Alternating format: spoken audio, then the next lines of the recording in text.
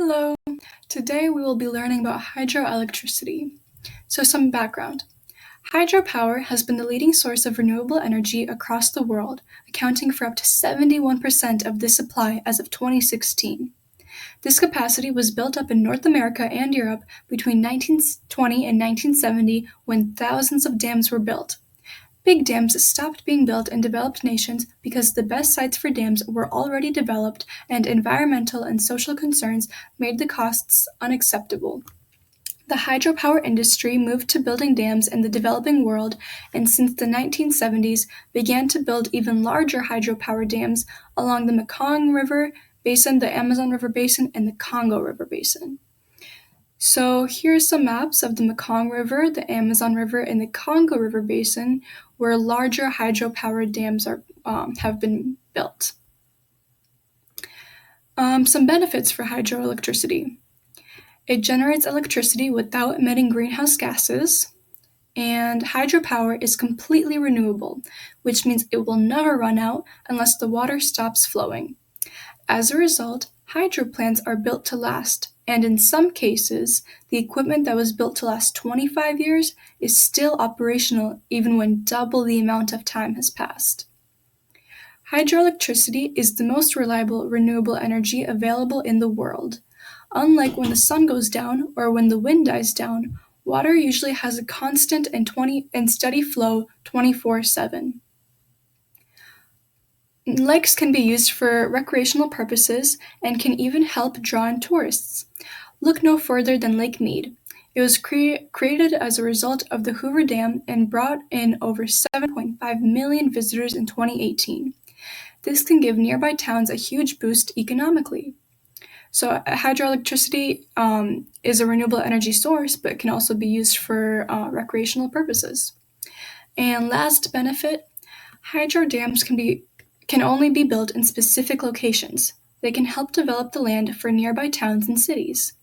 This is because it takes a lot of equipment to build a dam. To transport it, highways and roads must be built, which helps open new paths for rural towns. But hydroelectricity comes with a cost. It prevents fish from reaching their breeding ground, which in turn affects any animal that relies on those fish for food. The actual electricity generation in the plant does not produce emissions. There are emissions from the reservoirs they create. Plants that are at the bottom of the reservoir begin to decompose, and when plants die, they release large quantities of carbon and methane. Next, it is dependent on the amount of water in any given location, so the performance of a hydro plant could be significantly affected by a drought. So if there's no water, then the hydroelectricity will be affected negatively. And lastly, when dams are built at higher elevations, they pose a serious risk to any town nearby that is below it. While these dams are built very strong, there are still risks.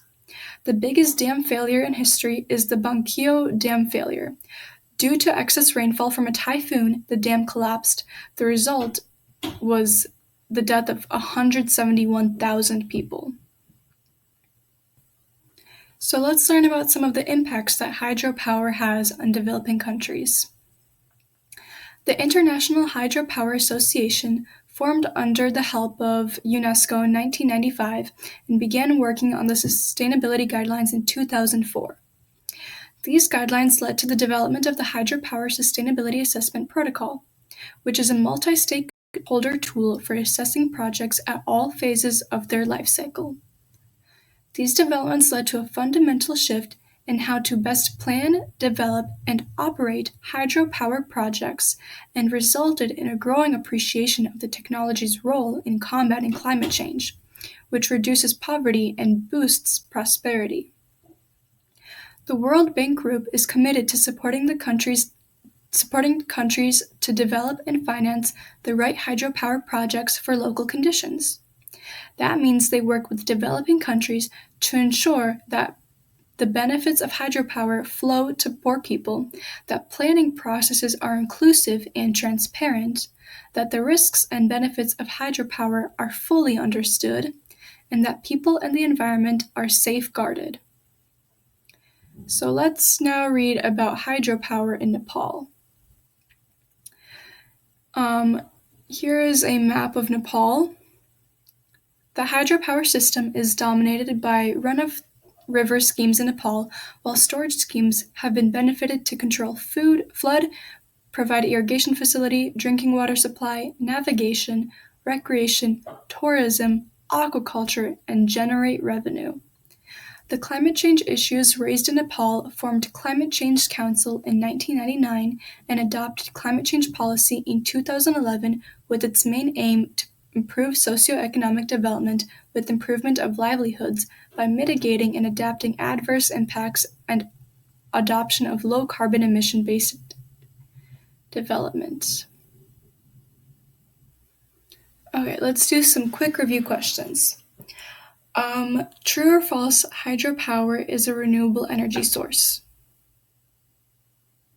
True is the correct answer.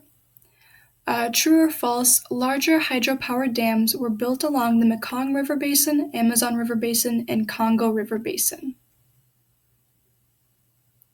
If you said true, you are correct. True or false, hydropower is the most reliable renewable energy source in the world? If you said true, you are correct. And lastly, hydropower is dependent on what? If you said water, you are correct. And that is all we have for